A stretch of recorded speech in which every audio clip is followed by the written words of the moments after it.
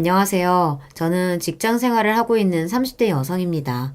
결혼한 지 이제 갓 1년 차를 넘겨 아직은 신혼생활을 보내고 있어요.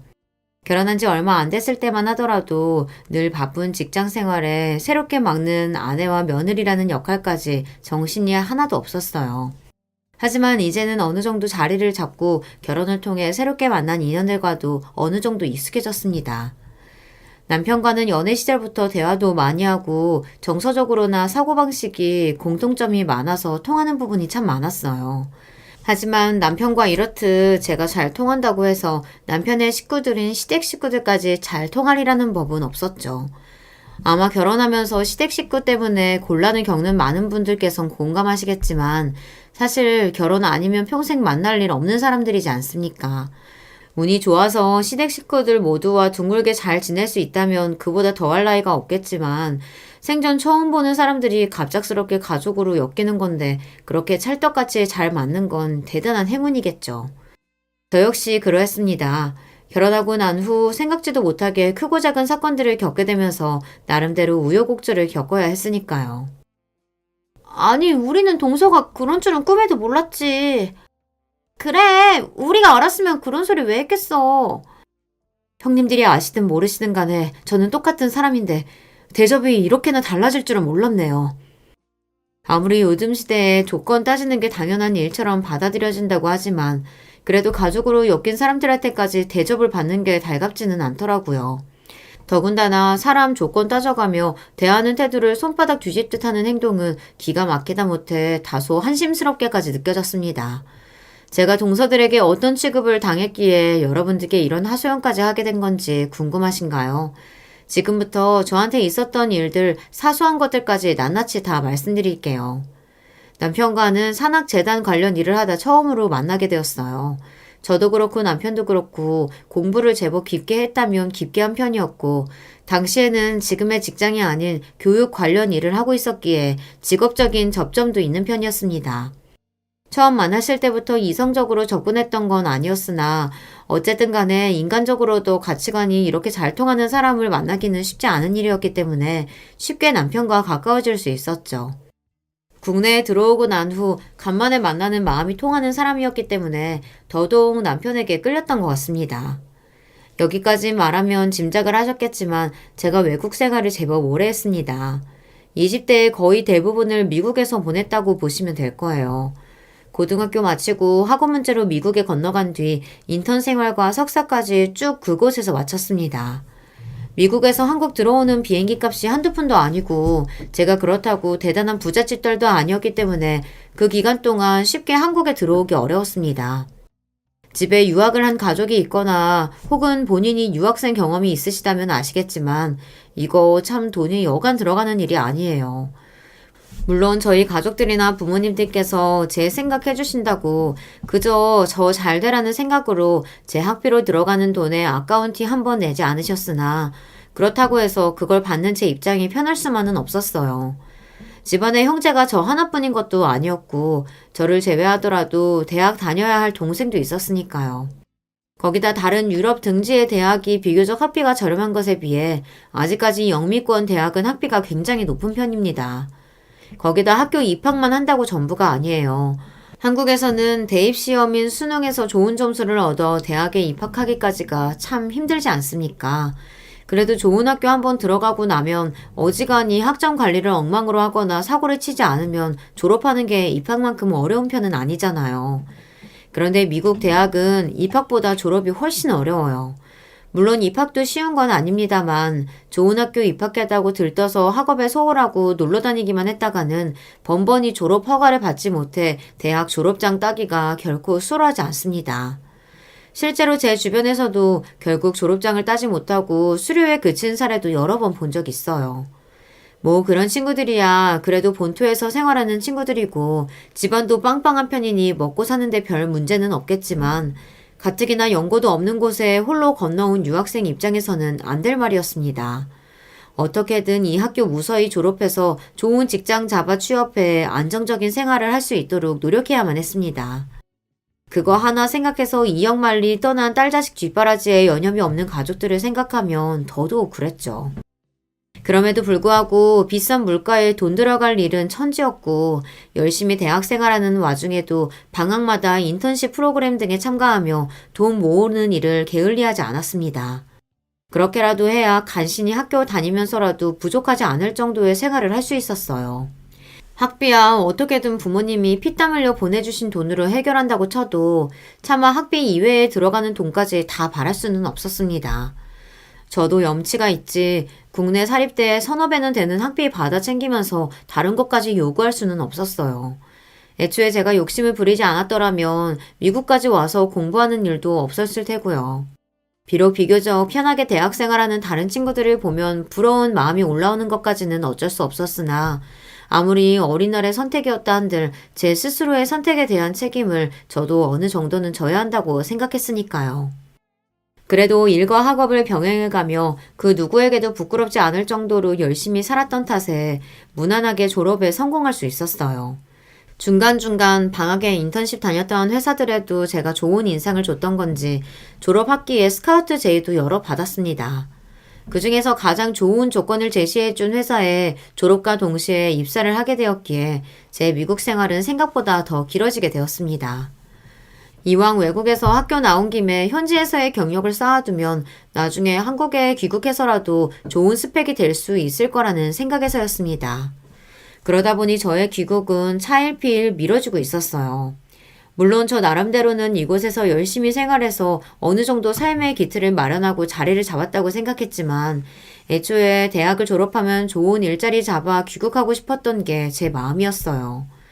직접 경험해본 유학생활이나 미국에서의 삶이 만족스럽지 않은 것은 아니었지만 처음부터 돌아갈 곳은 한국이라고 생각하고 있다 보니 이렇듯 점점 한국으로 돌아가는 일이 요원해지는 것이 조금 힘들게 느껴지더라고요. 더군다나 제가 대학 생활이라도 좀 널널하게 하며 주위에 정 붙일 만한 사람들도 많이 만들고 그랬다면 또 모르겠으나 대학 생활 내내 그리 치열하게 공부하고 일하느라 몇몇 가까운 동기 한국 유학생들 말고는 마음속 깊이 가까워진 친구가 그리 많지 않은 편이었습니다. 애초에 한국 유학생이라는 사람들도 저와는 사회적 배경이 다른 경우가 대부분이었고 그렇다고 제가 그런 상황을 파악하고 인맥 만들겠다고 들기엔 그 정도의 뛰어난 사회성을 갖춘 사람은 또 아니었고요. 물론 성격이 둥글둥글하고 조용한 편이다 보니 학교 다니는 내내 다른 사람들과 크게 잡음 일으키지 않으며 두루두루 잘 지내긴 했습니다만 완전히 마음을 열 정도로 사람을 깊이 사귀기는 쉽지 않았습니다. 몇 안 되는 가까운 친구들도 이런 제 성격을 너그럽게 이해해주고 처음부터 제게 먼저 다가와준 친구들이었어요. 그 고마운 친구들 덕분에 외국 생활의 어려움을 겪을 때마다 많은 마음의 위로를 받았습니다. 하지만 제 마음속 뿌리 깊이 내려앉은 외로움까지 달래주기란 어려운 일이었겠죠. 미국에서의 생활이 길어질수록 그리고 내가 이곳에서 이방인이라는 사실을 실감하면 실감할수록 한국에 두고 온 가족들이 무척이나 그리웠습니다. 어쩌다 집안에 큰 행사가 생겨서 몇 년에 한 번 정도 짧게 한국에 들어갔던 것을 빼면 그리 그리운 마음에도 만날 수 없는 가족들이었어요. 제가 20살 넘어 30 가까이 되어 한국에 귀국할 때까지 한국에 머무른 시간을 다 합쳐봤자 채 한 달이 되지 않을 거예요. 고국과 가족에 대한 갈증이 커질 수밖에 없었죠. 하지만 그렇다고 해서 쉽사리 한국행을 결정할 수는 없었습니다. 제가 이곳에서 대학을 나와 자리를 잡은 것은 저의 노력 덕분이기도 하지만 저희 집 형편에 버거울 정도의 학비임에도 불구하고 끝내 딸자식의 날개를 꺾지 않기 위해 묵묵히 지원해주신 부모님과 가족들의 덕이기도 했습니다.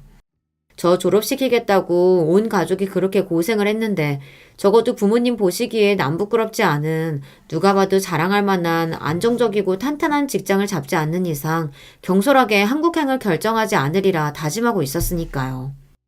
사실 저희 학교가 이름값이 제법 있다 보니 국내에서 취업 자체가 힘든 건 아니었습니다. 물론 회사마다 요구하는 바가 다르고 스펙이 높을수록 일자리가 많지는 않은 편이다 보니 자리가 한정적이긴 했지만 어찌되었든 들어가는 것 자체는 그렇게 힘든 편이 아니었어요. 문제는 취업하고 난 후 얼마나 버틸 수 있느냐 하는 거였죠. 먼저 귀국한 친구들 중에서 제법 괜찮은 자리에 취업한 경우가 더러 있었습니다. 하지만 그중 절반 이상이 채 2년도 채우지 못하고 이직을 준비하더군요. 업무 자체의 어려움은 둘째 치더라도 입사 후에 주변의 견제가 만만치 않았다고 합니다.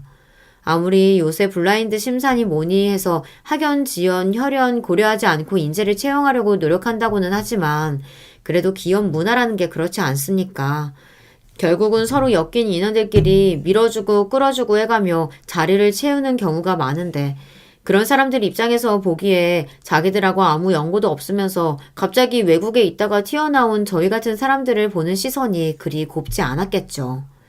정정당당하게 따질 거 다 따져서 입사했음에도 불구하고 그런 따가운 눈총을 받지 않기가 어려웠습니다.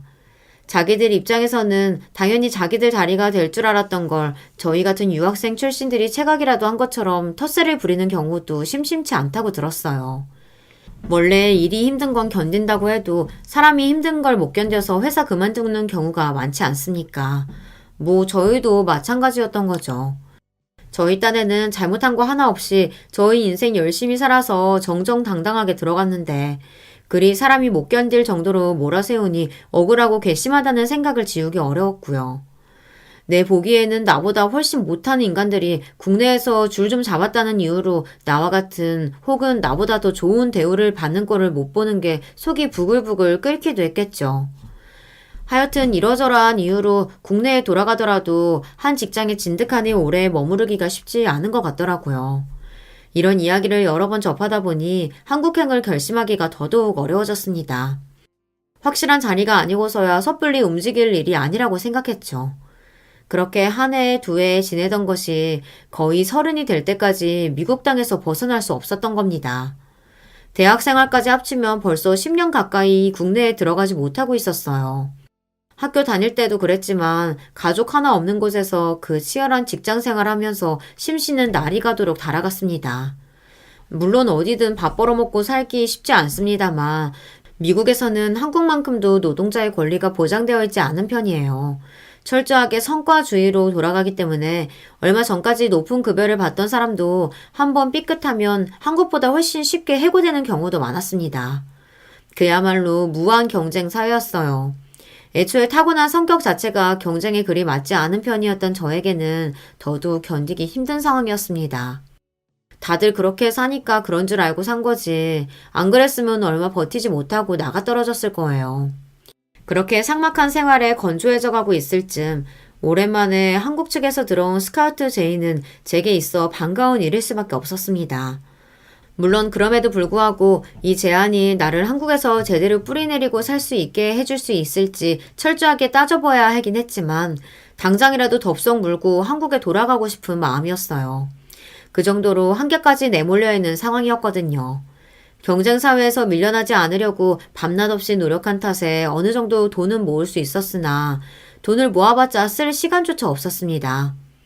처음 이곳으로 떠나올 때는 잘 배우고 좋은 스펙 쌓아 돌아가서 좋은 데 취직해 나 학교 보낸다고 고생하신 우리 엄마 아빠 호강시켜드리고 나도 조금은 삶의 여유를 누리며 살아가고 싶었다는 생각뿐이었는데 처음에 생각했던 제 목표와는 너무나도 동떨어진 생활을 하고 있었습니다.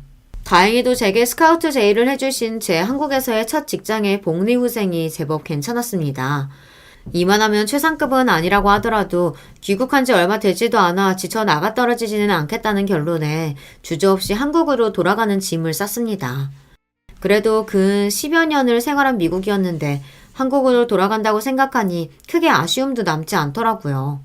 미국은 저를 이만큼 성장시켜준 고마운 곳이기도 하지만 결국 제가 평생을 머무를 수 있는 곳이라고 생각하지는 않았던 것 같습니다. 그렇게 미국을 떠나 그토록 그리워했던 제 가족의 품으로 다시 돌아올 수 있게 되었어요. 처음 얼마간은 오랜만에 시작하는 한국 생활에 옮겨온 곳에서의 새로운 직장 생활까지 정신이 하나도 없더라고요. 어디나 일하는 곳 쉽지 않다는 건 알고 있었으나 그래도 한국의 직장 생활과 기업 문화는 또 미국하고는 다르더라고요.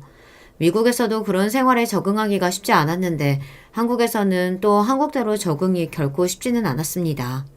게다가 미리 들어온 친구들이 경고했듯 이미 학연, 지연 등을 바탕으로 자기들끼리 세력이 나뉘어져 있는 사람들 사이에서 인적 기반 없이 회사에 적응하는 일이 결코 녹록치만은 않았습니다. 한국 사회의 지인 끌어주기가 이렇게 엄청나다는 걸 실감한 순간이기도 했어요. 그래도 사람들이 다들 머리가 돌아가서 대놓고 저 같은 해외 대학 출신들을 배척하지는 못했으나 기회가 될 때마다 본인 출신 학교의 후배들에게 더 기회를 몰아준다는 걸 눈치채기 어렵지 않았습니다. 뭐 사람 심리라는 게 이왕이면 자기 가까운 사람 잘 되기를 바라는 건 맞으니 어쩔 수 없는 부분이라고 생각하면서도 아예 억울한 마음을 내리 누를 수만은 없었죠. 저들 역시 이 안에서 살아남겠다고 노력했겠지만 저 역시 남들 보기 부끄럽지 않을 정도로 노력하면서 쌓아온 세월이었으니까요.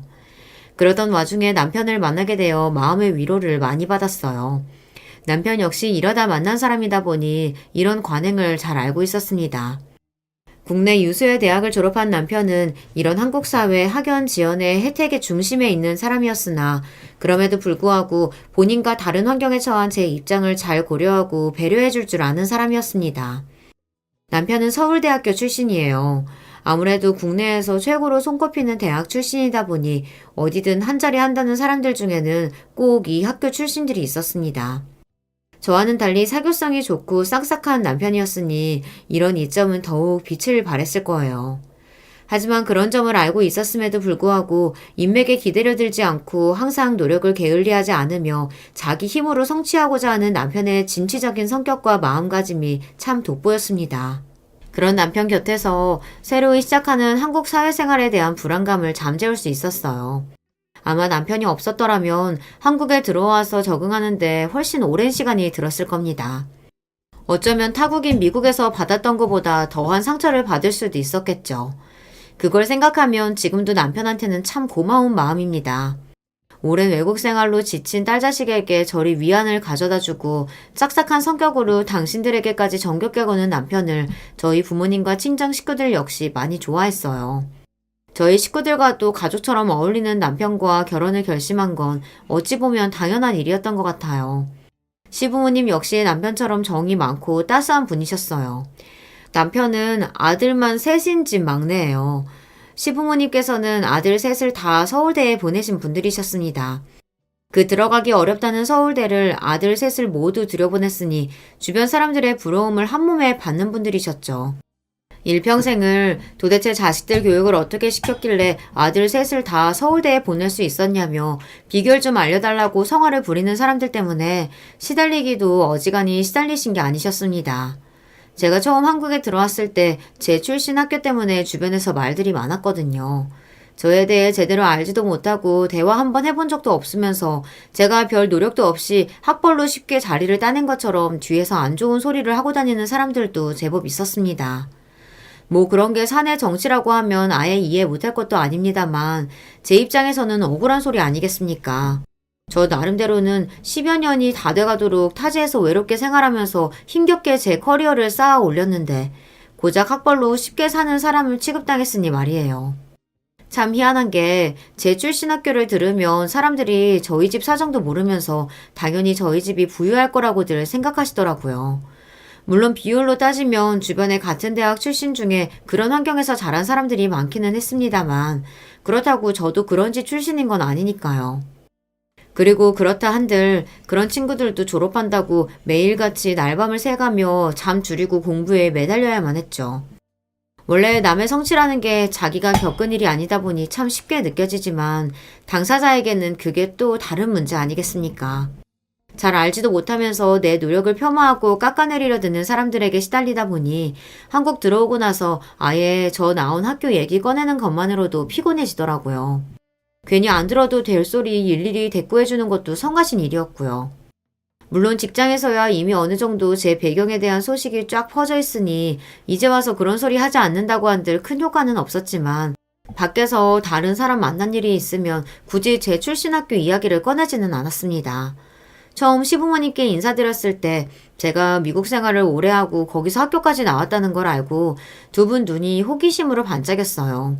하지만 이내 제가 귀국한 뒤에 이러한 문제들로 속을 끓였다는 말씀을 드리자 두 분 역시 깊은 공감의 뜻을 비치셨습니다. 내가 주아 씨가 무슨 뜻을 말하는지는 잘 알겠어요. 우리 상훈이도 그렇고 얘 위로 형 둘이 있는 녀석들도 다 서울대를 보내놔서 그런지 이 사람이나 나나 꽤나 배운 사람들이라고 다들 착각하더라고. 사실 둘 다 찢어지게 가난한 집에서 태어나서 고등학교나 겨우 졸업한 얼마 배우지도 못한 사람들인데 말이지. 그런 사람들 앞에서 처음에 고졸이라는 얘기하기가 얼마나 민망하고 부끄럽든지. 우리가 절대로 만만하게 살아온 게 아니고 열심히 살아왔다고 자부하면서도 그렇게 당연하다는 듯이 학벌 얘기 꺼내는 데서는 사람이 어쩔 수 없이 작아지더라고. 좋은 학교 간 것도 저들이 알아서 해준 덕에 그런 거지. 우리야 그저 하루하루 열심히 살면서 성실하게 지낸 것밖에 달리 한 것도 없거든. 시부모님 두 분은 장사로 집안을 일으키신 분들이셨습니다.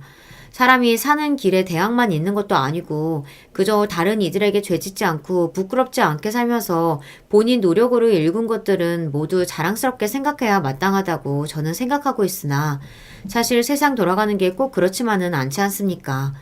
사람이 지식이 많다고 해서 꼭 지혜로운 법도 아니고 학벌이 좋다고 해서 인격적으로 훌륭하다고 보장받는 것도 아닌데 아무래도 그런 사람들을 사회적으로 더 취급해주는 게 맞긴 하니까요. 조금 결이 다르기는 하지만 학벌 얘기 꺼내는 걸 불편해한다는 점에서는 시부모님과 제 가치관이 일치하는 편이었습니다. 어딜 가든 남말하기 좋아하는 사람들이야 늘 있는 법이지.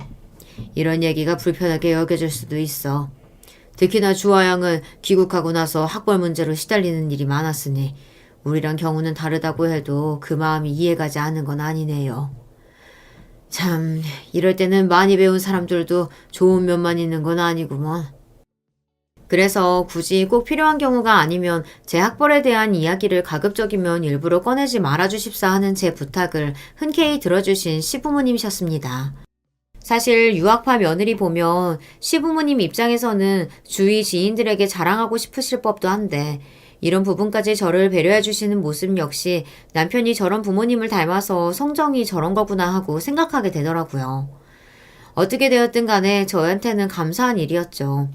그게 칭찬에서 비롯되었건 시기에서 비롯되었건 제 학벌에 대한 얘기가 나올 때마다 어색한 미소로 처음 보는 사람들을 응대하는 일은 피로도가 높은 일이었으니까 말입니다.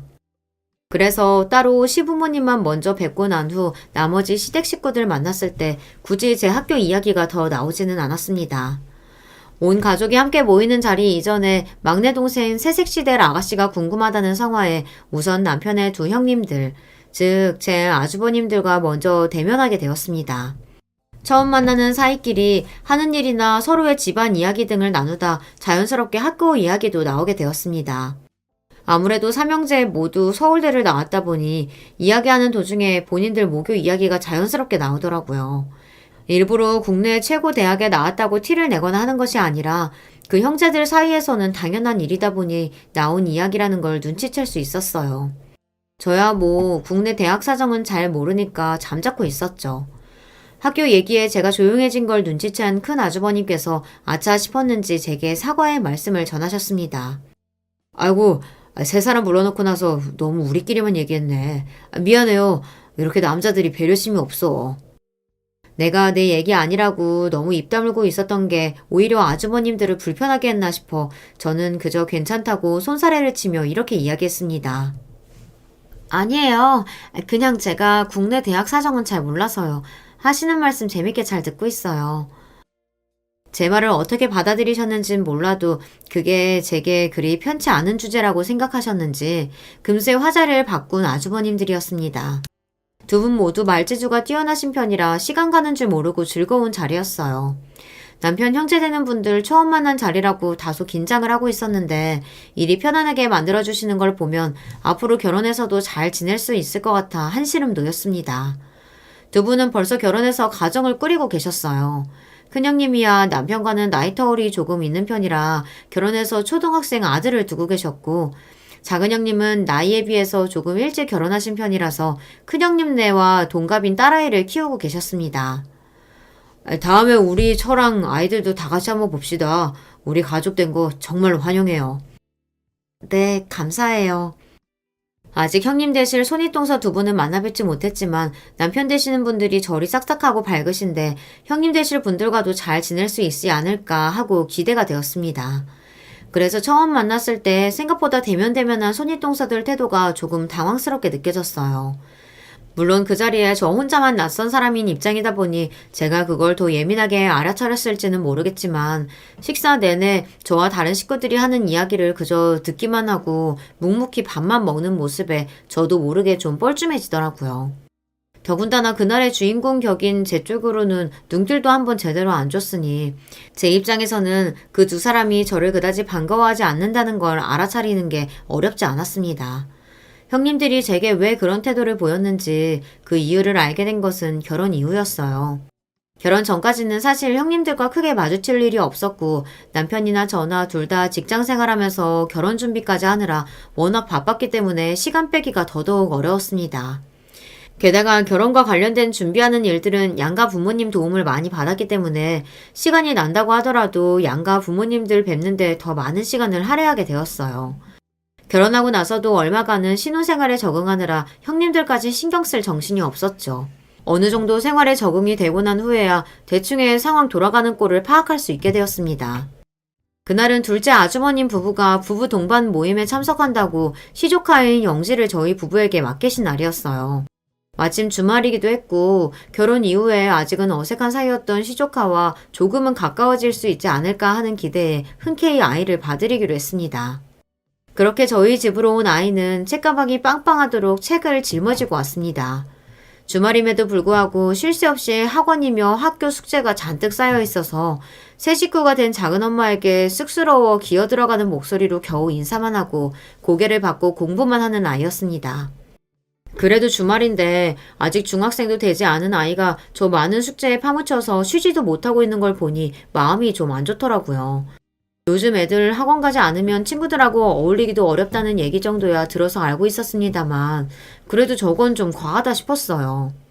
남편도 오랜만에 조카와 놀아줄 생각에 은근히 기대하고 있다가 아이가 훌쩍은 표정으로 문제집만 들이입다 풀어대고 있으니 조금 당황스러워 보였습니다. 그래서 잠시라도 쉬게 만들어주고 싶어 아이 좋아할 만한 간식을 내어주며 조심스럽게 물었어요.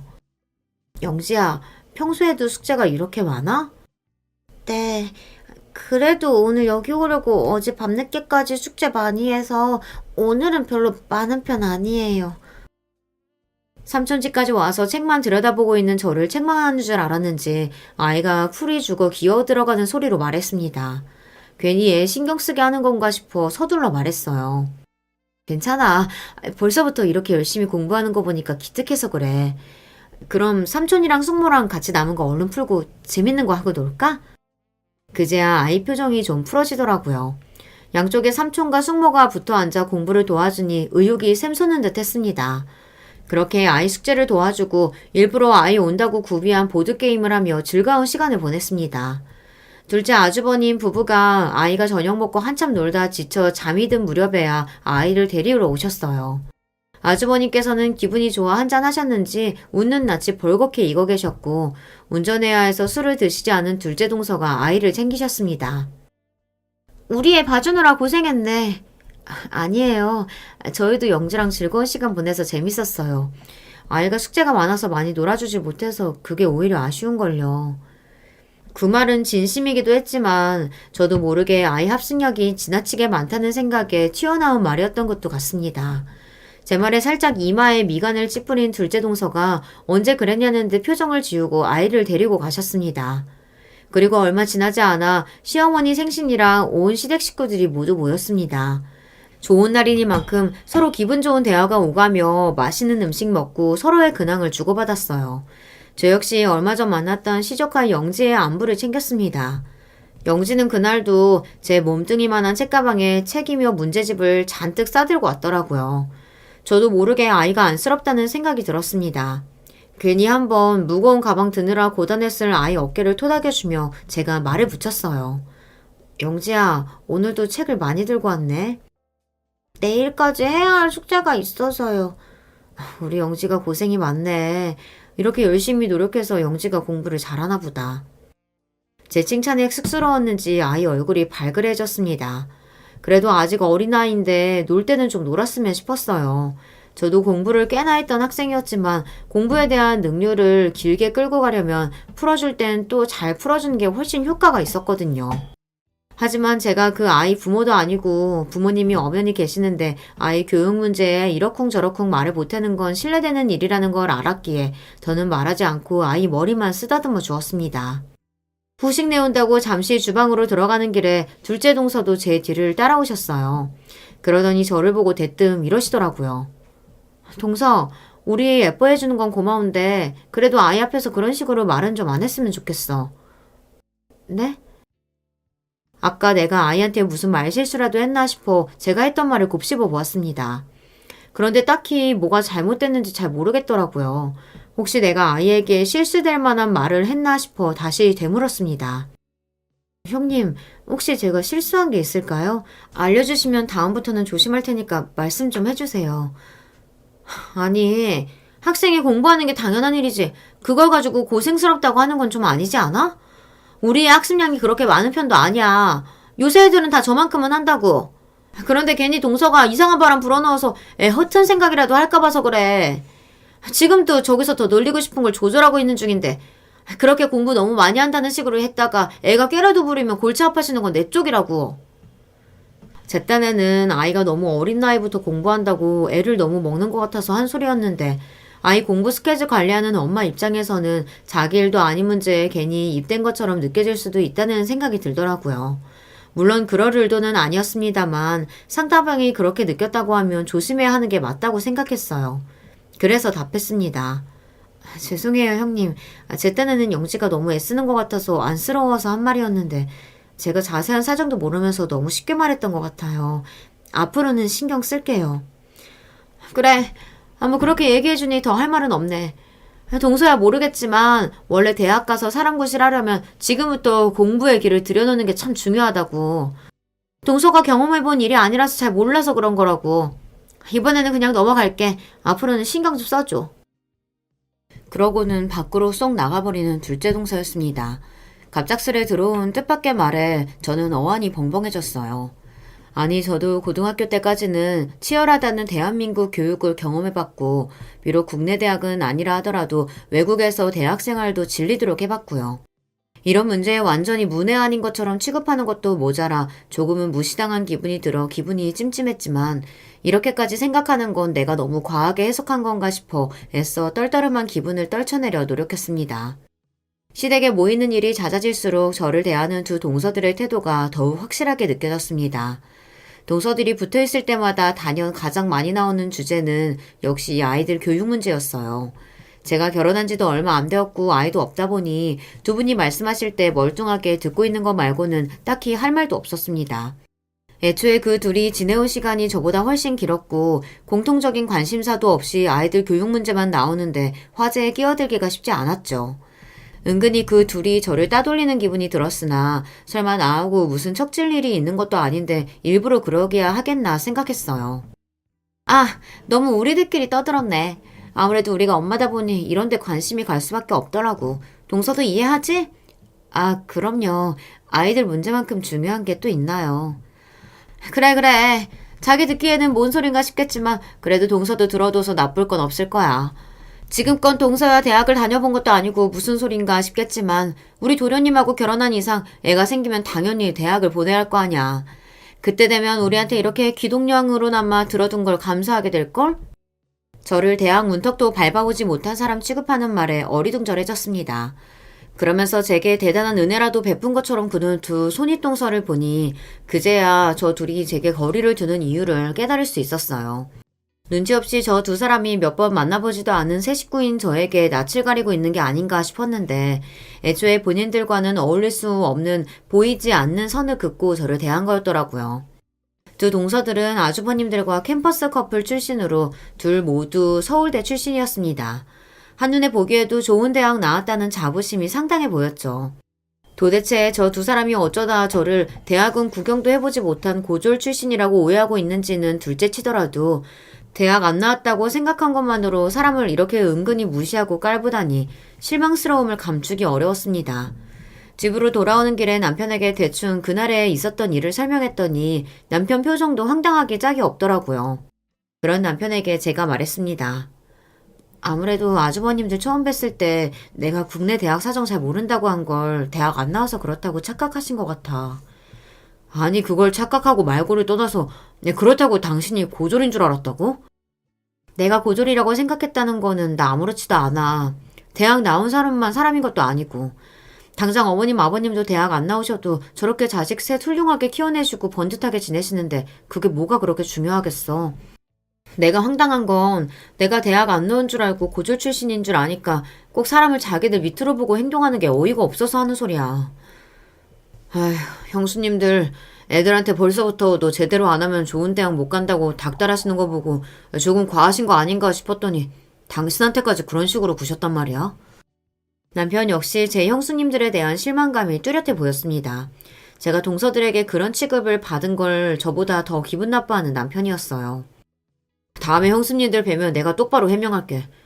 나 참 어이가 없어서. 당신 어느 대학 나왔는지 알면 두 분 표정이 아주 볼만할 거야. 됐어.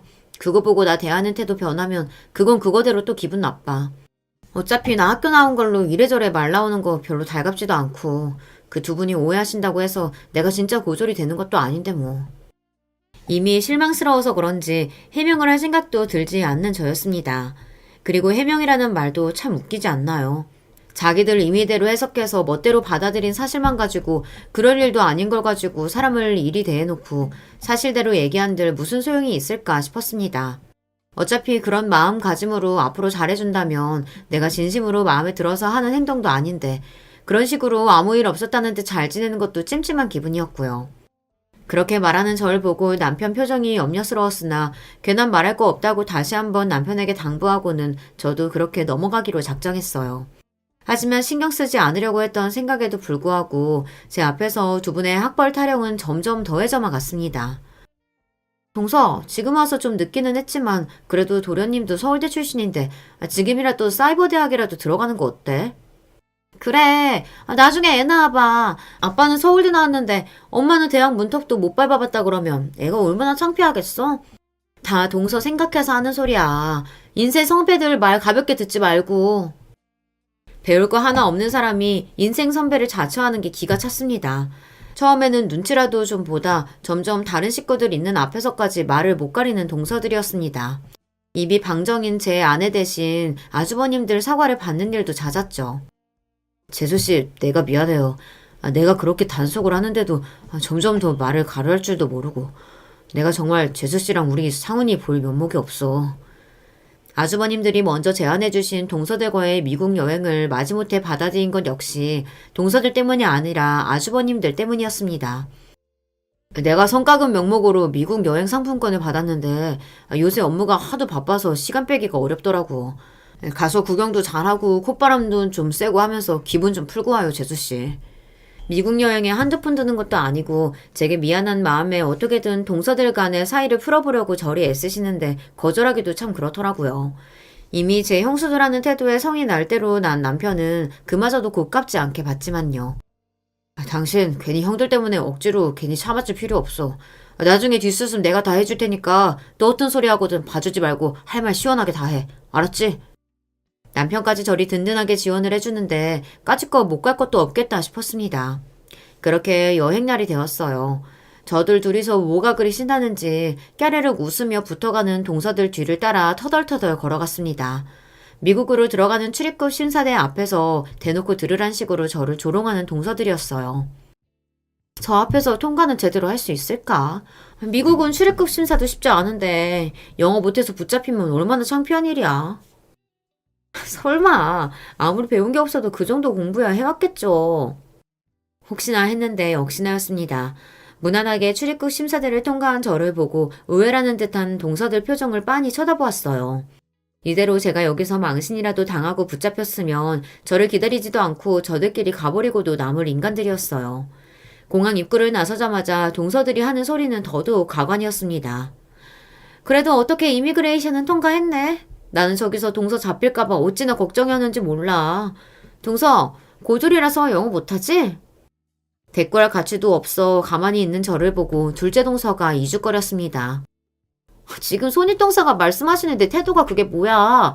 여기가 한국인 줄 알아? 동서, 영어 한마디 제대로 하지도 못하면서 여기서 우리가 떨고 가면 어쩌려고 이딴 식으로 굴어?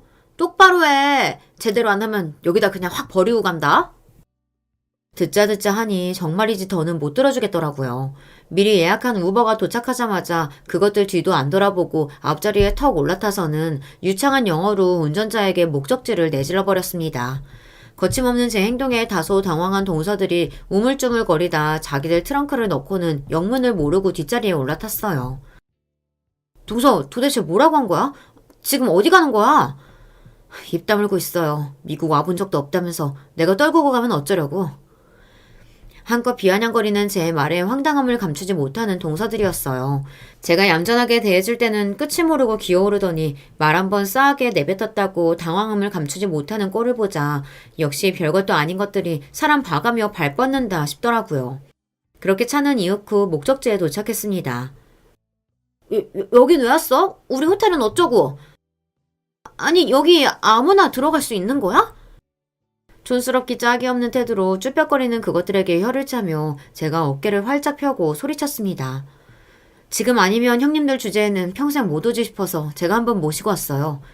여기가 내 모교입니다. 네, 제가 동서들을 데리고 온 곳은 제가 졸업한 학교인 바로 하버드대였습니다. 그동안은 워낙 제 대학 생활이 쉽지 않고 또 힘든 타지 생활로 그리 아름다운 추억으로만 남아있지 않았던 곳이었으나 생각지도 못한 제 말에 턱이 빠지도록 경악한 저 한심한 두 여자 꼴을 보니 속이 다 시원해지더라고요. 내가 이 학교 나온 것을 이렇게 유치하게 자랑하게 되는 날이 올 줄은 정말 생각도 못했습니다. 하물며 그게 저것들 때문이라니 스스로도 조금 창피하다는 생각이 들었지만 제 말을 듣자마자 사색이 되어버린 저 두 여자를 보니 저 사람들 수준에는 이 정도 얕은 행동이 딱 먹혀 들어갔다는 걸 곧장 알 수 있었죠. 하버드라니 동서 고졸 아니었어? 내가 내 입으로 대학 안 나왔단 소리 한 적이 한 번이라도 있나요? 내가 진짜 고졸 같아요? 아니 말을 안 하는데 우리가 어떻게 알아? 말을 안 하면 뭐여? 설마 내가 진짜 고졸이라도 대학 안 나왔다고 사람을 그런 식으로 대하는 게 뭐 잘했다는 소리예요? 대놓고 동서들을 무시하는 제 말에 동서들의 얼굴이 시뻘겋게 달아올랐습니다. 동서들을 하찮다는 듯 쳐다보며 제가 말했어요. 뭐예요? 어른 안 쫓아오면 버리고 갈 거예요. 그렇게 그 둘을 끌고 학교 구석구석을 제 집 앞마당처럼 누비며 그 시간을 한껏 즐겼습니다. 비록 졸업생이긴 하지만 하버드 출신이라고 외부인 출입이 금지된 곳에도 들어갈 수 있더라고요. 그런 곳에는 입구에 두 동서들을 내버려두고 그냥 저 혼자 당당하게 들어갔어요. 순간 학교 다닐 적 추억들이 새록새록 떠올랐습니다. 동시에 입구에서 저를 따라 들어오지도 못하고 지나다니는 사람들 눈치만 보고 있는 두 동서꼴을 보자니 스스로 유치하다고 생각하면서도 속이 뻥 뚫리는 기분만은 어쩔 수 없었습니다. 그렇게 여행 첫날 하루를 통으로 하버드 대학교에서 보냈어요. 자존심은 자존심대로 상하고 몸은 몸대로 지친 동서들 표정이 벌레 씹은 것만도 못했습니다. 그런 동서들을 보고 제가 말했어요. 이제 그만 찢어져서 다니죠. 난 여기 지인들도 있고 만날 사람들도 많은데 굳이 같이 다닐 필요가 있어요? 아니 여기까지 데려와 놓고 우리 보고 어쩌라고. 왜? 영어 못해요? 내가 버리고 가면 혼자서 숙소도 못 찾아가요? 참나 어디서 서울대 나왔다고 하기 민망스럽네요. 금방이라도 창피해서 눈물을 터뜨릴 것 같은 표정에 좀 더 놀려주고 싶었지만 조금이라도 더 나은 내가 참자 싶었어요. 그렇게 그 둘을 남겨두고 남은 미국 여행 기간 동안 정작 미국 살면서 사느라 치여서 못 즐겨본 것들도 즐기고 좋은 구경 다 실컷 하며 한국으로 돌아왔습니다. 비행기에서 내리자마자 동서들 만행을 낱낱이 실토했기에 시댁은 그야말로 초토화가 되었습니다. 화해하라고 큰돈 들여 미국까지 보내놨더니 인간 이하의 치졸한 짓거리를 벌인 것도 모자라 하버드 출신 동서에게 망신이란 망신을 있는 대로 당한 제 마누라들을 보고 아주버님들도 기어이 화가 폭발하셨어요. 도대체 당신은 생각이 있어 없어? 이게 무슨 망신이야? 당신 수준이 이것밖에 안 되는 여자였어? 번데기 앞에서 주름 잡는 것도 정도가 있지. 그간 재수씨가 당신 하는 걸 보고 얼마나 우스웠겠어? 재수씨가 당신 미국에 안 버리고 온 것만으로도 감사히 생각해. 아마 동서들도 살면서 그렇게 큰 수치심을 겪어본 적은 없었을 겁니다. 창피해서 얼굴이 터질 것 같다면서도 대꾸 한마디 못하는 꼴을 보니 그간 쌓인 채증이 확 풀리는 기분이었어요. 더 볼 것도 없이 그 이후로 손윗동서들이 제게 기어오르는 일은 두 번 다시 없었습니다. 기어오르기는커녕 어쩌다 대학 얘기만 나와도 제 눈을 피하는 꼴은 좀 불쌍할 지경이더라고요. 당신들 인생의 가장 큰 자부심이 학벌이었을 테니 제 앞에서는 평생 저리 쪼그라져 살겠죠. 전에 없이 유치한 일을 벌이기는 했습니다만 알터니가 빠진 심정이니 이만하면 잘 정리되었다 싶어요. 사람 참 각양각색이라고 하지만 살다 보니 정말이지 별일이 다 있어요. 이렇게 두 손이 동서들과의 갈등은 잘 마무리되었습니다. 이야기 들어주신 여러분 정말 감사드려요. 안녕하세요. 아이 둘 키우는 엄마입니다. 자식 키우는 것이 보통 일이 아니지만 그래도 눈에 넣어도 하나도 아프지 않을 이 아이들이 조금씩 커가는 모습을 보는 것이 부모로서 인생의 가장 큰 즐거움이겠죠. 그런데 이런 예쁜 아이들이 자라면서 험한 일을 겪는다면 부모의 마음이 당연히 찢어지겠죠.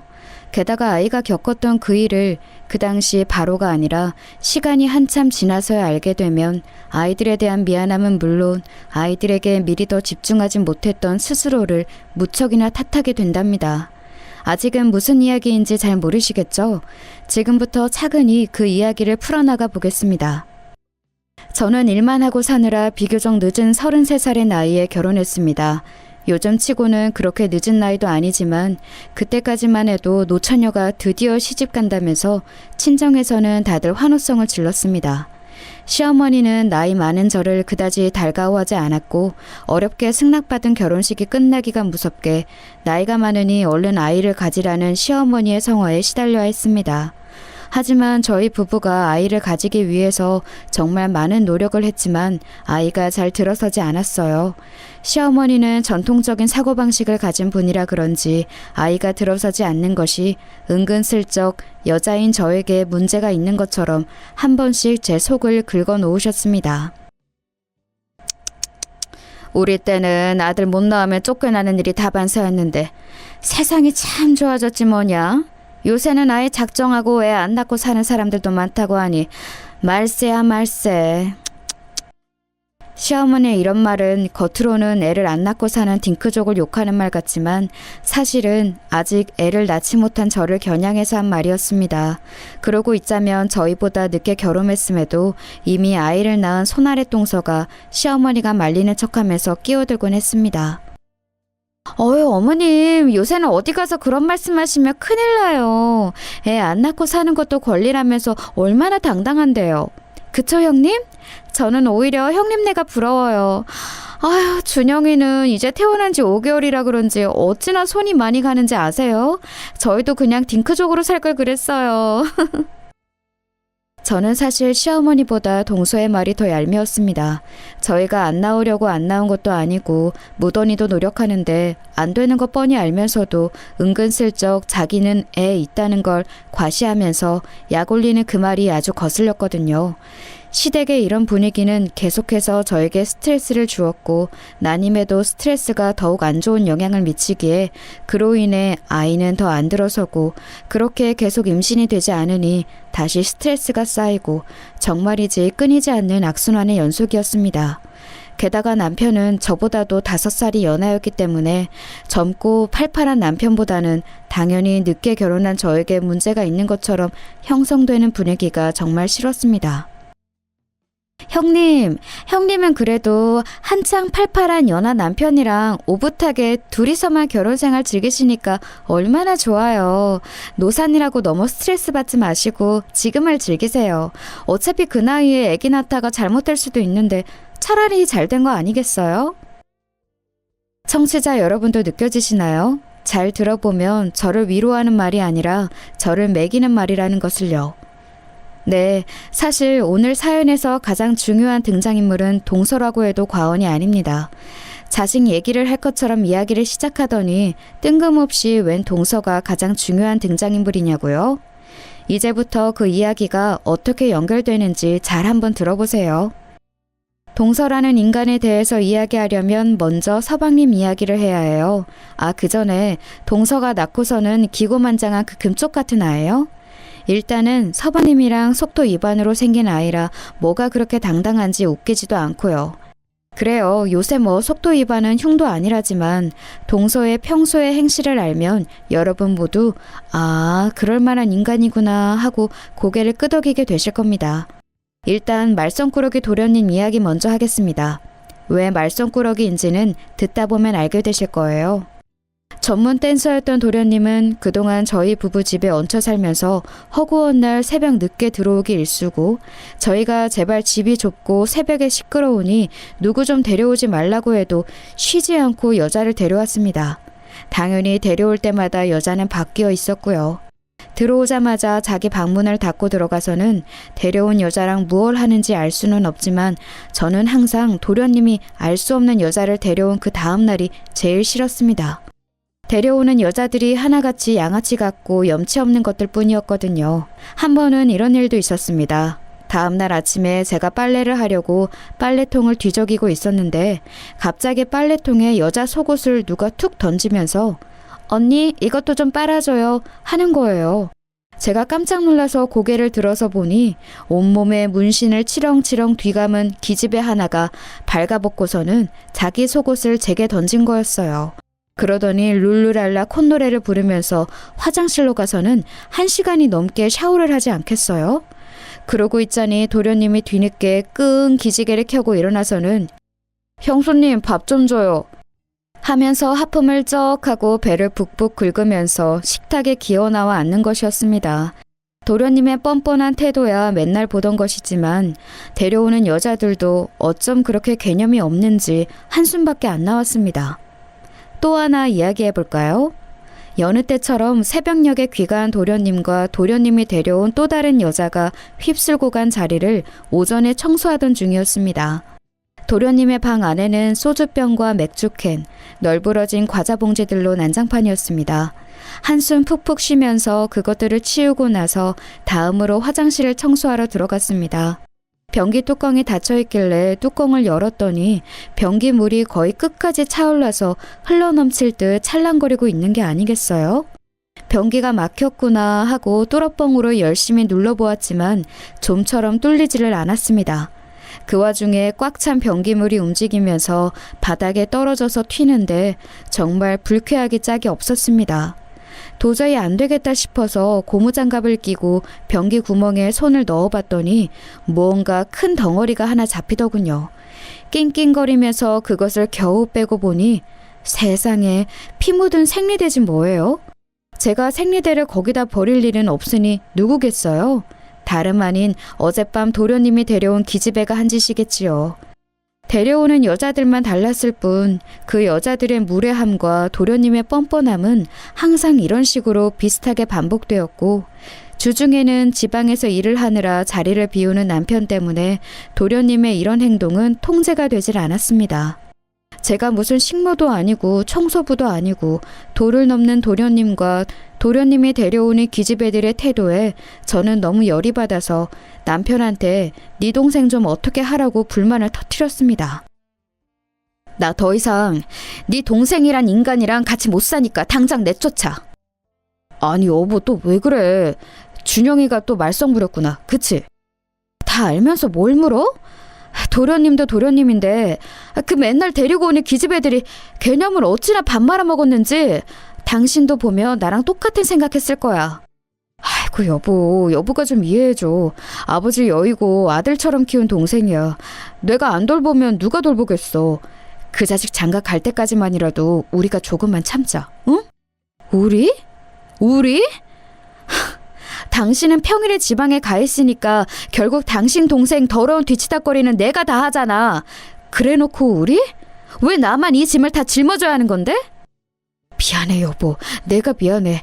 조만간 내가 서울에 새로 일자리 구하니까 그렇게 되면 그 자식도 마음대로 못 굴 거야. 조금만 참아줘 제발. 그리고 결혼을 하기는 한데 장가를 가긴 가는 거냐고. 저렇게 지 맘대로 사는 인간이 결혼하는 걸 본 적이 없어 내가. 알았어. 준혁이가 결혼을 하든 안 하든 내년부터는 나가서 살라고 얘기해 볼 테니까 그만 화 풀어. 내년부터는 도련님을 내보내겠다는 말에 간신히 화가 누그러들어 그날의 대화는 마무리가 되었습니다만 의외로 그런 도련님이 저희 집에서 나가는 날은 예상보다 빨리 찾아왔습니다. 어느 날인가 불쑥 결혼을 하겠다고 하면서 저희 부부에게 새색시를 소개하고 싶다고 했습니다. 저희 부부는 모두 깜짝 놀랐습니다. 자유로운 영혼 그 자체인 도련님이 결혼을 하다니 무엇보다 이제 이 집에서 나가게 되다니 저는 겉으로는 티를 안 냈지만 속으로는 쾌재를 불렀습니다. 엄마한테 소개하기 전에 먼저 형이랑 형수님한테 소개하고 싶어. 형수님은 집에 한번 보신 적 있을 거예요. 아무튼 이번 주말에 인사 온다니까 예쁘게 좀 봐줘. 도련님의 그 말을 듣는 게 좀 느낌이 쌓였습니다. 제가 전에 본 적이 있다고 한다면 분명히 집에 데려온 여자들 중 한 명일 텐데 그 중에 제 마음에 드는 사람은 단 한 명도 없었거든요. 그리고 제 불길한 예감을 적중을 하고야 말았습니다. 약속한 식사 장소에 저희 부부와 도련님이 먼저 도착해 있었는데 도련님의 색시될 사람이 뒤늦게 나타났습니다. 안녕하세요. 조수진이라고 해요. 어머 언니! 안녕하세요. 저희 구면이죠. 세상에나 도련님이 결혼할 사람, 그러니까 제 동서될 사람은 바로 그 발가벗은 채로 제게 자기 속옷을 빨아달라며 툭 던지던 온몸에 문신을 치렁치렁 감은 싸가지 없는 기집애였습니다. 아, 네. 안녕하세요. 그날 빨래 고마웠어요, 언니. 빨래 엄청 잘하시던데요? 앞으로도 자주 해주실 거죠? 여러분은 초면에 손윗동서에게 앞으로 빨래 자주 해달라는 부탁을 하는 사람을 보신 적이 있나요? 거짓말 같다고요? 거짓말 하나도 안 보탠 100% 실화입니다. 제가 너무 기가 막혀서 어버버하고 있으니까 도련님이 도와준 잡시고 한마디 거들었습니다. 아, 형수님, 이 사람이 애교가 참 많죠? 아닌 게 아니라 이 사람이 홀몸이 아니라서 그래요. 그러니까 이런 장난은 너그럽게 넘어가 주세요. 홀몸이 아니라고? 그러면 지금 제수씨 될 사람이 임신을 했다는 거야, 지금? 응, 형. 내가 왜 결혼을 결심했겠어. 아기 아니었으면 나는 평생 결혼 안 했을 거야. 근데 운명이란 게 있나 봐. 이렇게 수진이가 내 아기를 임신하게 될 줄 누가 알았겠어. 내가 이제 아빠가 된다고, 형. 도련님은 싱글벙글 신나서 임신 사실을 얘기했습니다. 하지만 저는 도련님의 평소 행실과 동서될 사람의 안 좋은 첫인상 때문에 두 사람의 혼전 임신이 좋게만 보이지는 않았습니다. 하지만 어쨌거나 새로운 생명의 탄생이 예견되어 있었기에 두 사람의 결혼식은 급속도로 진행되었고 그렇게 얼마 지나지 않아 아기가 태어나게 되면서 형인 저희 부부보다 동생네 부부가 먼저 아이를 가지게 되었습니다. 그리고 그것은 결혼하고서도 아기를 오랫동안 가지지 못하는 제게 큰 자격지심으로 작용하게 되었습니다.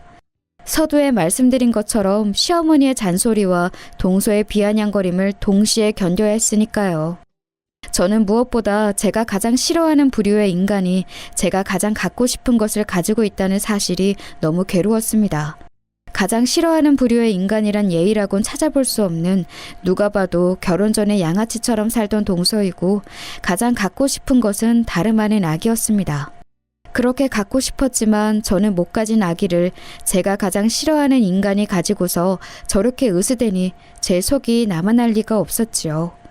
그런데 하늘이 저의 간절함을 알았는지 여러 번의 인공수정 시도 끝에 모든 것을 포기하고 있을 무렵 정기검진차 들렀던 산부인과에서 저는 놀라운 소식을 듣게 되었습니다. 축하드립니다. 임신이에요. 쌍둥이에요. 저는 안정을 취해야 한다는 선생님의 말에도 그 길로 거의 한달음에 집으로 달려와 남편에게 이 소식을 알렸습니다. 그게 정말이야? 여보 고생했어. 정말로 고생했어. 고마워. 문자 그대로 세상 모든 것을 다 가진 것 같았습니다. 게다가 하나도 아니고 쌍둥이라니. 저는 그렇게 40이 다 된 나이에 쌍둥이 엄마가 되었습니다. 무엇보다도 눈꼴씬 동서에 잘난 채도 더 이상 보지 않아도 돼서 좋았습니다. 어렵게 들어선 아기들인 만큼 저는 지극정성으로 10달을 보냈고 무사히 건강한 쌍둥이 왕자님을 출산했습니다. 그리고 정말 신기하게 아이들이 태어나자마자 신기하게 남편의 사업은 크게 성공 가도를 달리면서 번창하기 시작했습니다. 사세는 점점 확장해서 해외에까지 진출했고 남편은 이참에 본격적으로 해외에서 사업을 시작해보겠다며 저희를 모두 데리고 싱가포르로 이주를 했습니다. 듣기 싫은 시어머니 잔소리와 보기 싫은 동서를 안 보고 살아도 되니 금상첨화였습니다. 거기서 아이들이 초등학교 졸업할 때까지 살았는데 그때가 저희 가족의 황금기가 아니었나 싶습니다. 지금도 가끔은 남편과 함께 아이들을 데리고 싱가포르에서 살았던 그 시절이 너무너무 그립습니다. 영원토록 거기 살면서 호의호식하면서 살았다면 참 좋았을 텐데 안타깝게도 아이들이 초등학교를 졸업할 무렵 남편의 사업은 급격히 기울기 시작했습니다. 우후죽순으로 생겨난 경제업체들이 발빠르게 시장을 장악해 나갔고 남편은 그 와중에 무리하게 사업을 확장하던 것이 잘못되어 큰 빚을 떠안고 싱가포르에서의 사업을 정리해야 했습니다. 그렇게 귀국한 한국은 저희가 떠날 때와는 많이 달랐습니다.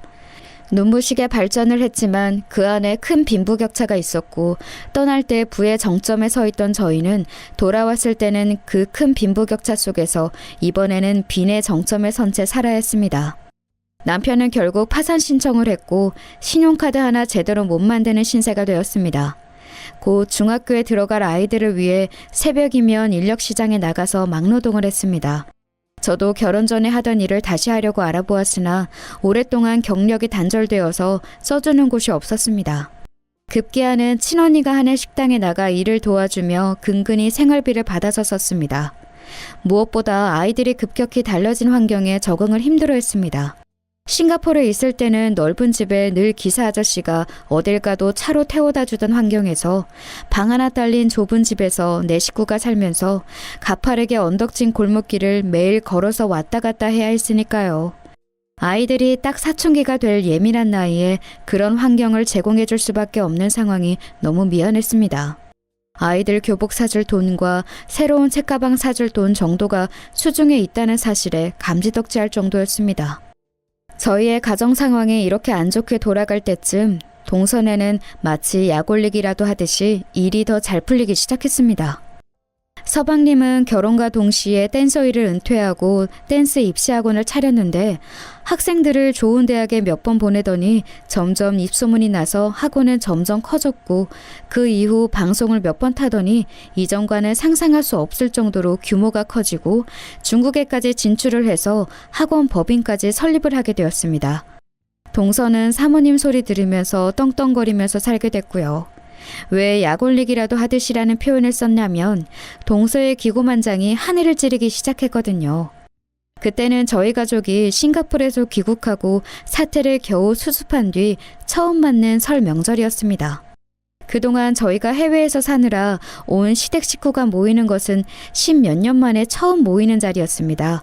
아이들도 거의 처음으로 할머니와 작은아버지, 작은어머니를 만나는 자리였죠.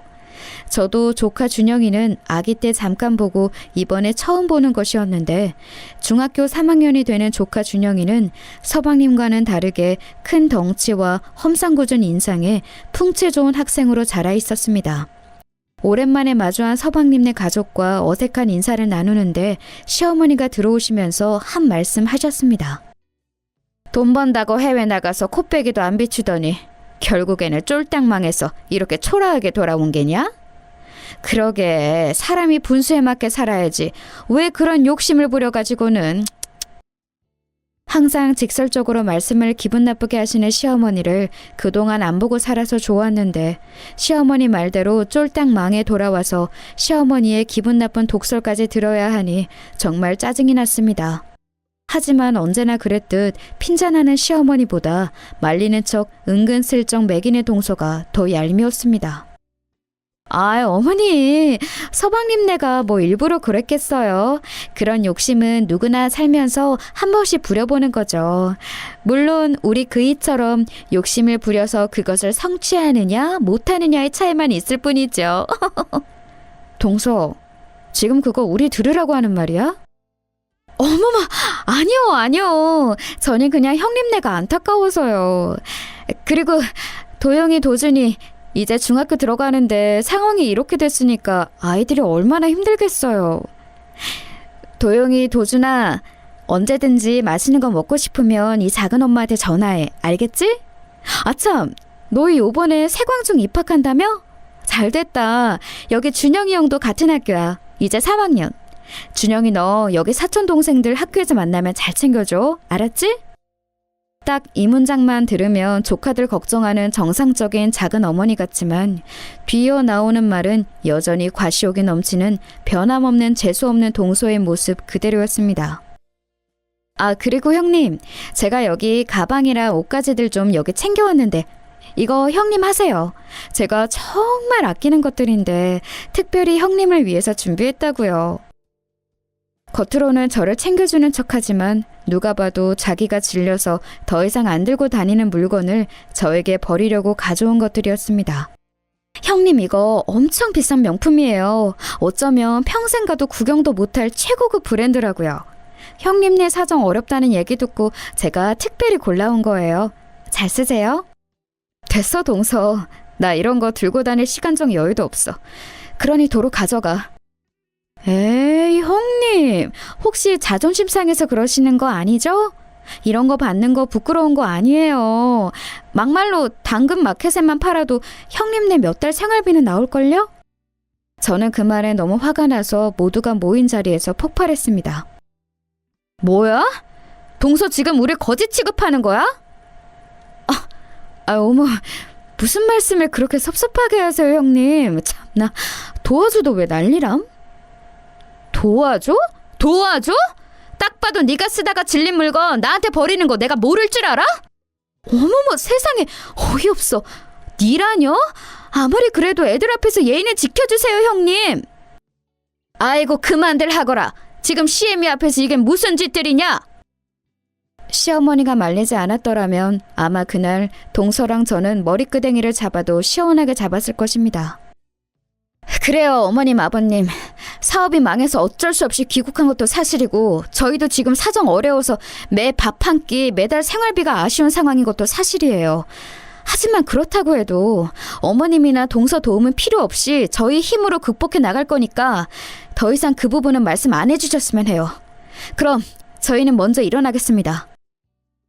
저는 그렇게 남편과 아이들을 데리고 먼저 자리를 박차고 나왔습니다. 문을 나서는 뒤로 시어머니가 혀를 차며 말씀하셨습니다. 맏며느리라는 것이 어쩜 저리 드세누. 어휴. 내비두세요 어머님. 형님이 지금 좀 상황이 어려운 상황이잖아요. 저 상황이면 누구라도 자격지심 생길 거예요.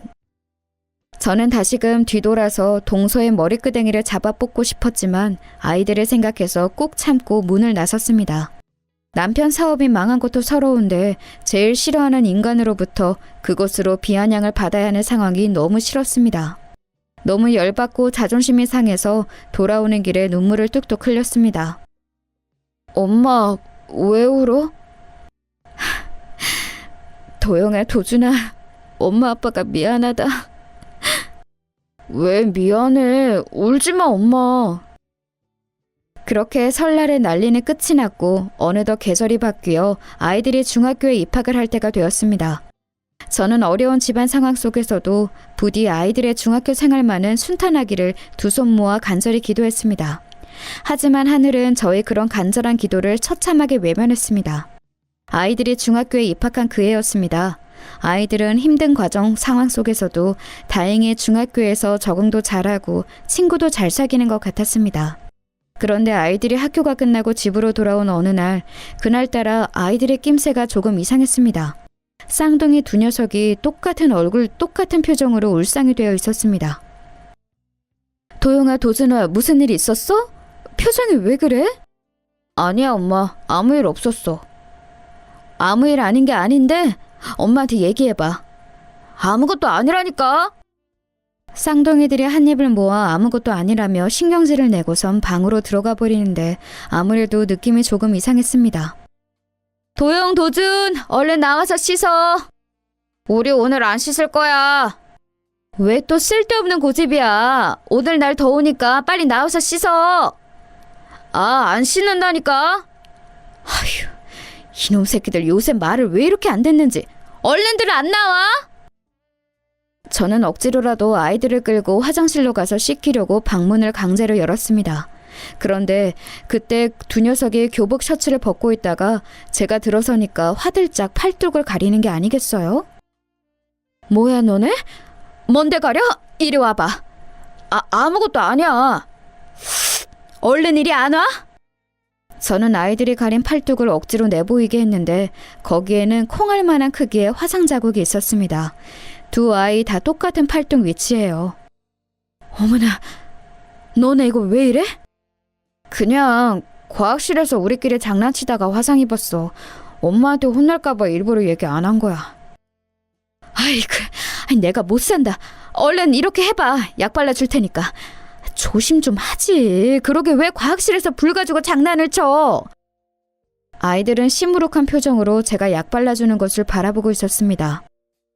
다음부터는 조심하고 다시는 불 가지고 서로 장난치지 마. 알았지? 네. 풀이 잔뜩 죽은 채로 시무룩하게 대답하는 아이들을 보면서 저는 조금 의아했습니다. 아니, 아무리 장난을 치다 화상을 입어도 두 아이 다 똑같은 위치에 이렇게 동시에 화상을 입는다고? 저는 무언가 깨름직했지만 아이들이 그렇다고 하니 그날은 그렇게 넘어갔습니다. 그런데 며칠이 지나지 않았을 때쯤 아이들의 수상한 행동은 한 번 더 계속되었습니다. 그날도 역시 방과 후에 집에 들어와서는 저랑 얼굴도 마주치지 않고 두 아이 다 방문을 쾅 닫고 안으로 들어갔습니다. 이 녀석들, 다녀왔으면 다녀왔습니다 하고 인사를 해야지. 빨리 다시 안 나와? 아, 몰라요. 저희 그냥 내비두세요. 뭐야? 이 녀석들 정말 한번 혼날래? 저는 다시금 아이들의 방문을 다시 열었는데 아이들의 행색에 깜짝 놀랄 수밖에 없었습니다. 에그머니나, 너네 얼굴이 왜 이래? 옷은 또 왜 다 찢어졌고? 아이들의 교복은 찢어져서 만신창이가 되어 있었고 눈탱이는 밤탱이가 되고 입술은 터져 있었습니다. 이게 어떻게 된 거니? 그냥 저희끼리 싸웠어요. 별거 아니에요. 싸우긴 뭘 싸워? 너네 잘하면서 한 번도 안 싸웠잖아. 얼른 사실대로 얘기 안 해? 그게...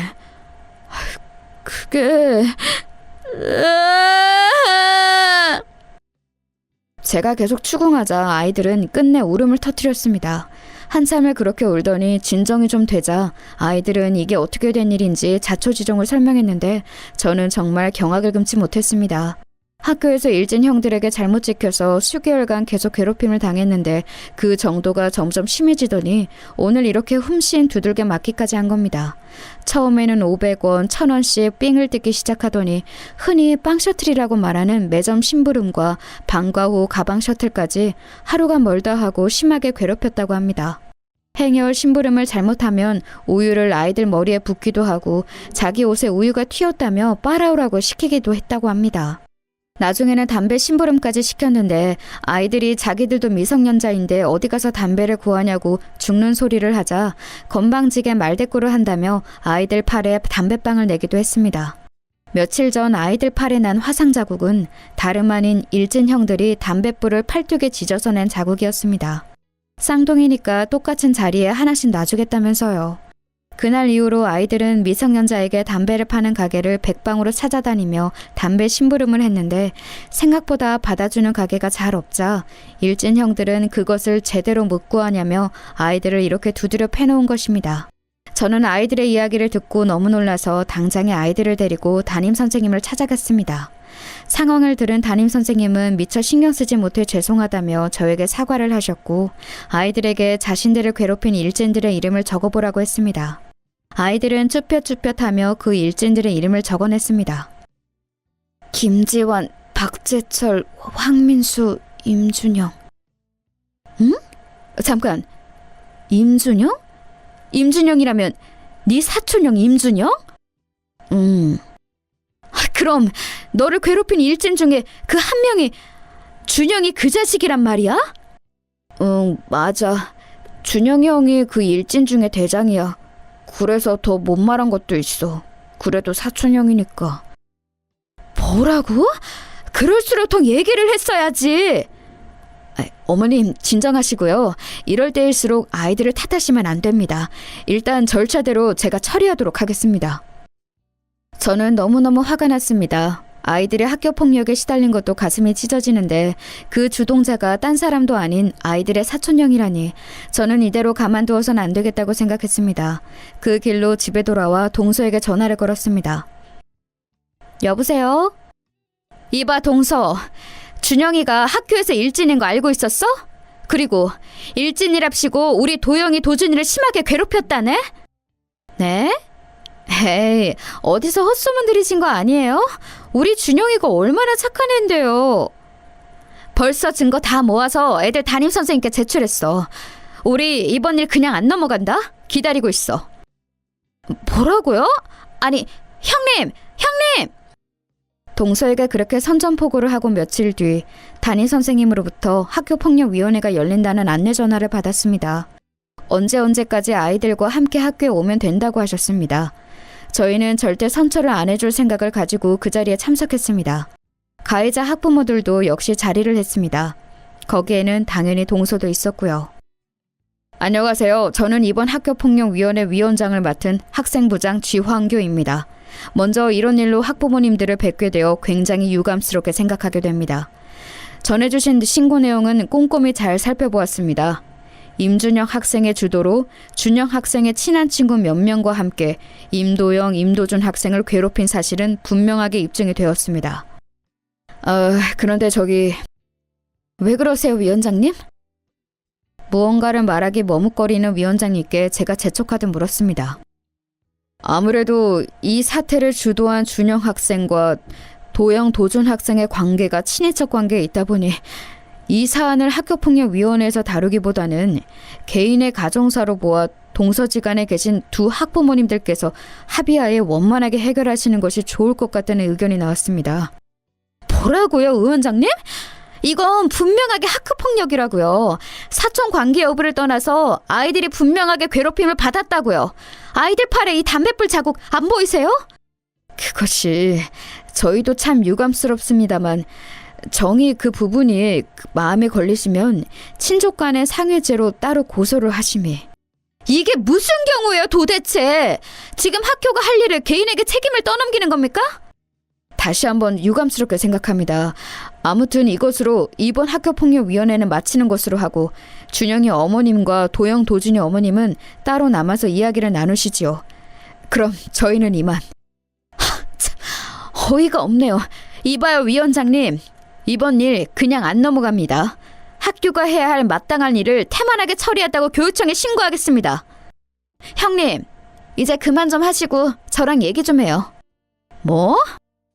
학교폭력위원회와 다른 학부모들이 도망치듯 스리슬쩍 자리를 피하자 동서가 저를 막아서며 말했습니다.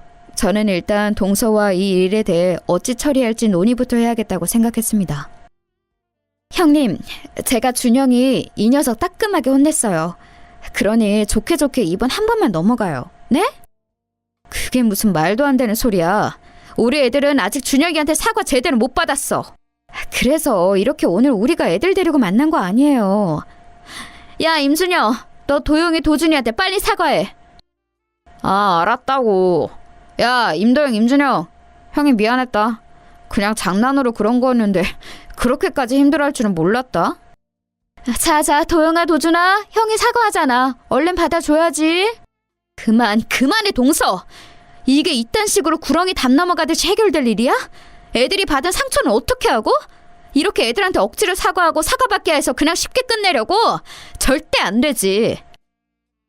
참, 형님도 애들이 크면서 사촌 형제들끼리 그럴 수도 있는 거지 뭘 그렇게 역정을 내세요? 뭐? 사촌끼리 그럴 수도 있어? 니네 사촌은 니한테 담배빵 내고 막 그러니? 에이, 형님도 흥분하신다. 그럼 뭐 합의금이라도 드리면 돼요? 애들 병원비랑 정신적 피해 보상금이랑 이런 거요? 형님이 필요하신 게 애초에 그거였구나? 야! 너 이리 와봐. 너 오늘 나랑 아주 끝장을 보자.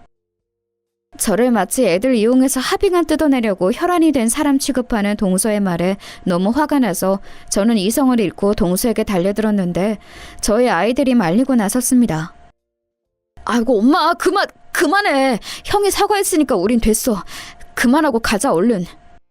그만하긴 뭘 그만해. 엄마 이대로는 그냥 못 넘어가. 얼른 이거 안 놔? 저희가 그렇게 실갱이를 하고 있는데 준영이 이 녀석이 한쪽 구석에서 그것을 보며 웃는 것 아니겠어요? 웃어? 야 임준영, 너 지금 웃음이 나와? 그놈아, 미안하다잖아요. 사과를 안 한 것도 아니고 쟤들도 괜찮다는데 이제 그만 좀 해요. 엄마가 돈도 준다잖아요. 저는 그 말에 정말 눈이 뒤집혀 버렸습니다. 야, 너 이 새끼 일로 와! 저는 그대로 조카 녀석에게 달려들어 머리털을 쥐어뜯으며 말했습니다. 이 싸가지 없는 새끼! 뭐가 어쩌고 어째! 아이고, 큰엄마가 조카 잡네! 아이고, 엄마! 동네 사람들! 조카 녀석은 제게 머리털이 붙잡힌 채로 뻔뻔하게 연기하면서 피해자인 척을 했습니다. 아이들과 동서가 달려들어 저를 가까스로 그 녀석에게서 떼어놓았습니다. 밖에서 대기하던 학폭위원회 위원들과 학부모들이 그 난리가 나자 다시 교실로 들어와 그 광경을 보면서 놀랐습니다. 제 손에는 한 움큼 뽑힌 조카 녀석의 머리카락이 들려 있었습니다. 조카 녀석은 더더욱 크게 연기를 하며 소리를 질렀습니다. 선생님! 저 아줌마가 저 때렸어요! 저 보세요! 머리털이 이만큼 뽑혔어요! 제가 널브러진 채로 씩씩거리고 있자 위원장 선생님이 다가와서 한쪽으로 저를 부르며 말했습니다.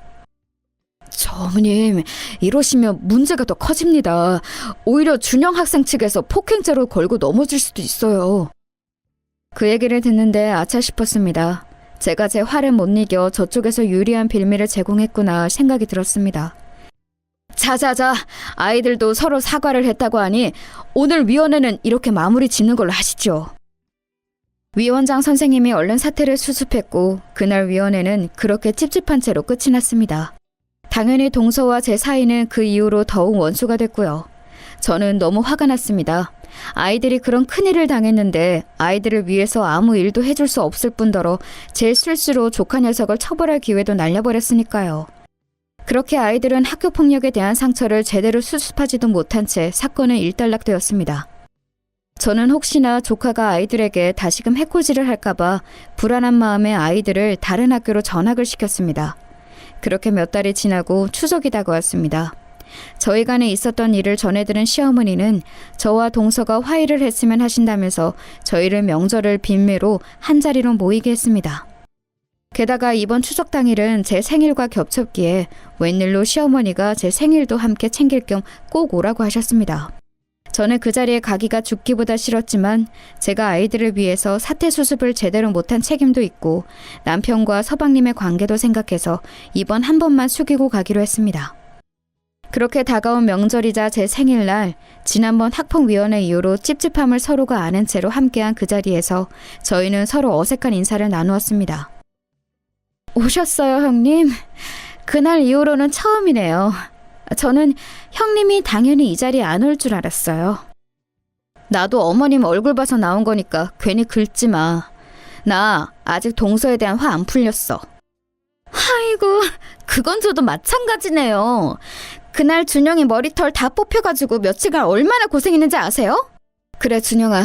큰엄마가 그날은 미안했다. 학교는 잘 다니니? 도영이, 도준이는 전학 가서 잘 살고 있다. 그럼요. 학교 애들 신나죠. 그래? 신나? 신나겠지. 그땐 아무런 처벌도 안 받고 그냥 넘어갔으니까 신나야 말이 되지. 아니, 형님. 왜 애를 보자마자 시비 거세요? 아이고, 그만! 내가 이러자고 너희 부른 줄 아니? 저와 동서의 묘한 신경전을 시어머니가 제지하고 나서셨습니다. 이제 그만하고 큰애미는 얼른 저녁 준비하거라. 밥 먹으면서 대화를 좀 해보자꾸나. 네, 어머님. 저는 다시 한번 남편과 서방님 그리고 아이들의 면을 생각해서 꼭 참기로 하고 저녁을 준비했습니다. 그날은 추석 당일이기도 하면서 제 생일이기도 해서 저는 큰맘 먹고 준비해온 한우 세트를 꺼내서 굽기 시작했습니다. 아니, 애미야, 이게 웬 소고기냐? 네, 어머님. 오늘이 제 생일이잖아요. 제가 큰맘 먹고 쏘는 거니까 마음껏 드세요. 제가 어머님과 얘기하고 있는데 동서가 껴들면서 얘기했습니다. 어머, 형님이 웬일로 소고기를 다 준비하셨대요? 동서 좋으라고 준비한 거 아니니까 그냥 잠자코 먹어. 하긴 미안하기도 하시겠죠? 자라나는 애 머리를 다 쥐어뜯어 놓았으니 그럼 이건 뭐 일종의 합의금인 셈인가요? 저는 옆에서 비아냥거리는 동서의 말에 이성의 끈이 끊길랑 말랑하게 직전까지 갔습니다. 뭐? 동서 지금 뭐라 그랬어? 아니, 그렇잖아요. 그때 제대로 된 병원비도 제대로 못 받았는데 저희가 그냥 이걸로 합의금 받은 셈 칠게요. 안 그래도 형편도 어려우실 텐데 이 정도로 퉁치죠. 야, 너 진짜 죽고 싶어? 합의금? 합의금은 받아도 내가 받아야지. 내 새끼 때문에 우리 애들 가슴은 갈기갈기 찢어졌는데. 그게 왜 우리 준영이 때문이에요? 우리 애가 분명히 사과했잖아요. 진짜 웃기네. 아, 됐어요. 안 먹으면 그만이지 뭐. 애초에 우린 이딴 싸구려 고기는 안 먹어요. 아니, 그리고 소고기는 드실 줄이나 아세요? 돼지고기도 제대로 구경 못 해봤을 것 같은 양반이? 저는 그 말에 모든 이성의 끈을 놓고 동서의 귀싸대기를 올려붙였습니다. 이게 지금 무슨 짓이에요, 형님? 그래, 나 소고기 먹을 줄도 알고 너도 접해일 줄 알아. 더 맞아봐라, 이년아! 저는 연신 동서의 싸대기를 올려붙이며 홀심이 두들겨 팼습니다.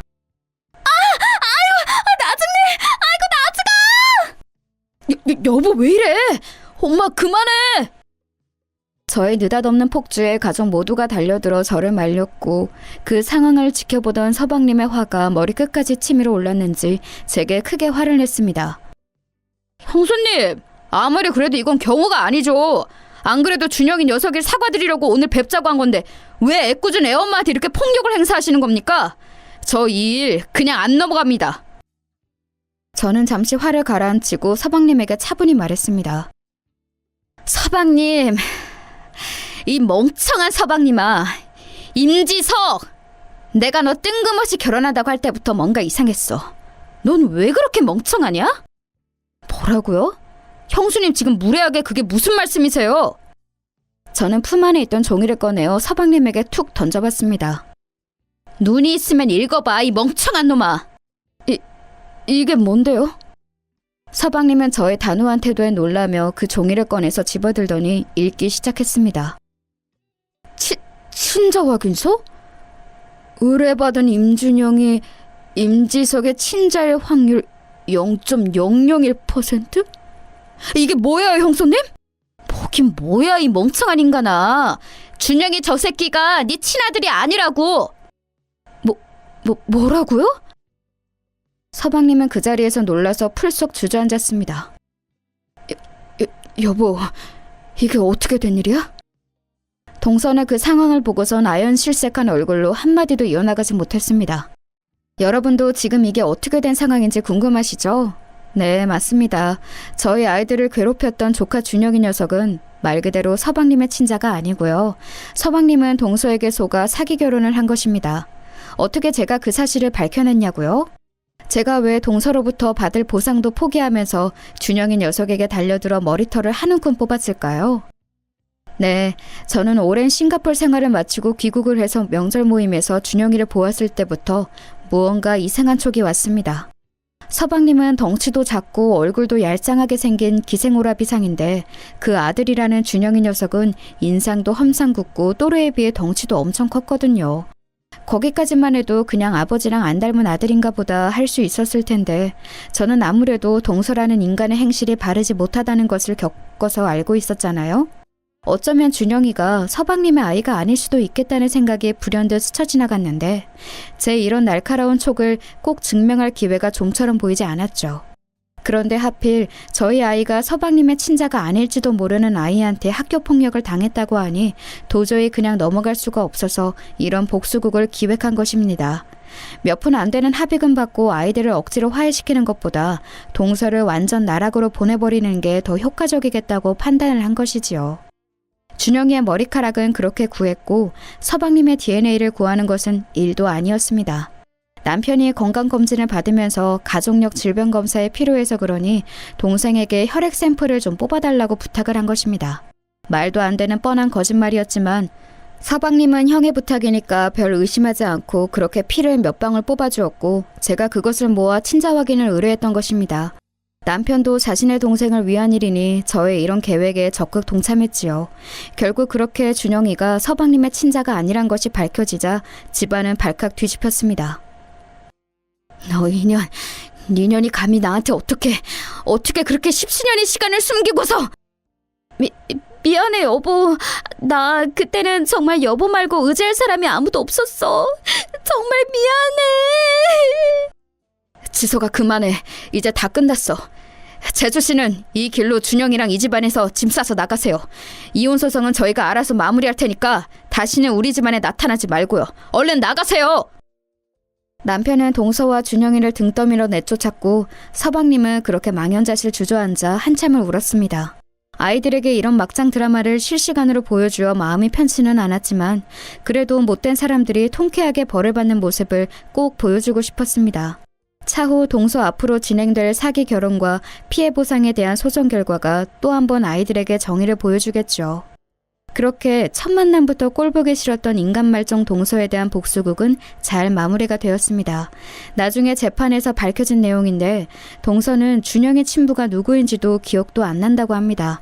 누구 애인지도 모르는 채로 작정하고 서방님 아이인 것처럼 속여서 결혼한 것이 입증되어 사기죄로 무거운 형사처벌을 받고 피해 보상금 또한 막대하게 물어주게 되었다고 합니다. 정말 인간의 탈을 쓰고 어떻게 그런 일을 벌일 수 있는지 모르겠습니다. 어쨌거나 눈엣 가시 같던 동서가 큰 벌을 받고 저희 집안에서 내쳐졌으니 알토니가 쑥 빠진 기분입니다. 다행히 아이들도 그 이후에 전학간 학교에서 잘 적응을 해서 잘 다니고 있고 남편이 새로 시작한 사업도 조금씩 손익분기점과 가까워지고 있습니다. 남편 말로는 이대로만 가면 어쩌면 예전에 먹고 살기 넉넉했던 때로 다시 돌아갈 수도 있다고 합니다. 저는 다른 것 안 바라고 그저 앞으로는 저희 집안에 평화로운 일만 가득했으면 좋겠습니다.